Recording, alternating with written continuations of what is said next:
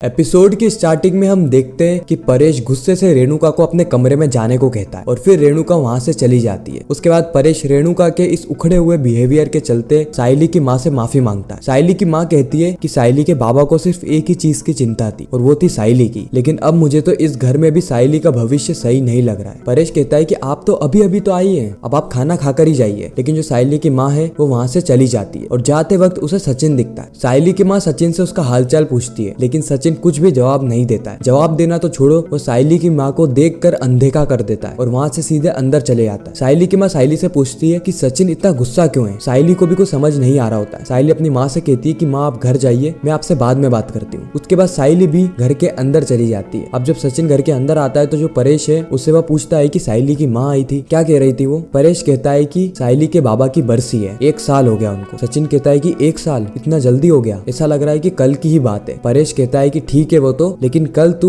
साइली के बाबा की बरसी में जाएगा। सचिन बहाने बनाने लगता है और मना कर देता है, लेकिन जो परेश है उसको गुस्सा आ जाता है। वो कहता है कि मैंने वहीनी को जबान दे दी है, इसलिए तू जाएगा मतलब जाएगा, बस मुझे इसके आगे और कुछ भी नहीं सुनना है। सचिन तेरे परिवार से बढ़ के तेरे लिए कुछ भी नहीं होना चाहिए, तेरा काम भी नहीं। तू तेरे काम वाम को छोड़ के साइली के बाबा की बरसी में जाएगा, बस। अगले सीन में हम देखते हैं कि सचिन और साइली दोनों ही किचन में होते हैं, जहाँ पे साइली सचिन से कहती है कि तुम्हारी प्रॉब्लम क्या है। सचिन कहता है मेरी प्रॉब्लम कुछ भी नहीं है। फिर साइली कहती है कि तुम इतने समय से उखड़ा उखड़ा बर्ताव क्यों कर रहे हो और तुम्हें किस बात का गुस्सा चढ़ा हुआ है। सचिन कहता है मैंने तुझ पे कोई गुस्सा उतारा क्या। साइली जवाब में कहती है कि तुम मुझ पे गुस्सा उतारोगे वो चलेगा, लेकिन आई के साथ ऐसा बिहेवियर में बर्दाश्त नहीं करूंगी। मेरी आई तुम्हारे लिए खड़ी थी ताकि वो तुमसे कुछ बात कर सके, लेकिन तुम उन्हें बिना कुछ जवाब दिए ही वहां से चले आए। तुम्हें पता है मेरी आई तुम्हारे बारे में क्या सोच रही होगी। सचिन कहता है कि मुझे कुछ बात ही नहीं करनी थी, मैं बात करता तो बात और बिगड़ जाती, उससे अच्छा बात ही नहीं कर। एक तो काकू ने उनकी बेइज्जती करके उन्हें घर भेज दिया और तुमने भी उनसे बात नहीं करी और उनकी बेइज्जती कर दी। सचिन कहता है कि साइली तुझे मुझसे क्या चाहिए तो मुझे सीधे बोल। साइली कहती है कि मुझे तुमसे कोई उम्मीद नहीं है, सिर्फ एक उम्मीद है कि तुम मेरे बाबा की बरसी में आओगे, क्योंकि इतनी सी उम्मीद मैं तुमसे रख सकती हूँ, क्योंकि वह तुम्हारा भी परिवार है। और वहाँ पर आके कोई हंगामा मत करना और अपने गुस्से को घर पर ही छोड़ कर आना। तुम चाहे जो भी कुछ करो